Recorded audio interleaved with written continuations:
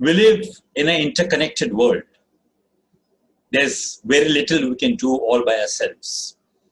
We are both dependent and interdependent on many people to keep the show going.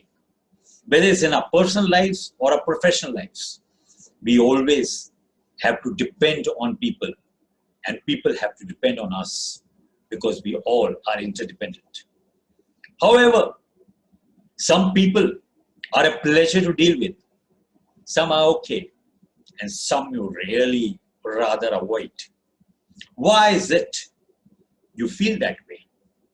Now they say when you're really in a dire need, you would go to any lengths to accommodate people. But that's not the true measure of your compatibility. The true measure comes when things are even Steven, when things are at a level playing field. And then you have the choice to see whether you want to deal with the person or you rather avoid them. Now people tend to work like mercenaries. They have transactional relationships. I need somebody, you start calling that person. You start hounding that person. I don't need that person. It's okay. I can dodge their calls. I think they need me. Why should I be bothered? Little knowing that the wheels turn very fast in life, and you could find yourself on the other side of the hedge and would be praying that they do unto you what you have done unto them. Now, compatibility is actually an approach. Compatibility is a realization. Compatibility is a mindset. You realize you can't do things. You realize just like you need people, people need you. And if you are going to play the seesaw game according to your needs, you're going to get a raw deal sometime. And sometimes the price that you pay for one loss could be multiple times that what you have gained over a period of time. But it's not actually a game of calculations. It's a game of approach. It's a game of how you look at yourself. It's a game of how much esteem you have. I have peeped into people and find that they have a very high esteem about themselves. They feel the world needs me. They feel I am useful. They feel I can contribute. So even when they get a call from an unknown number, they don't shrug it off. They try to find out. It could be somebody who has taken a newcomer. It could be somebody who is referred by somebody.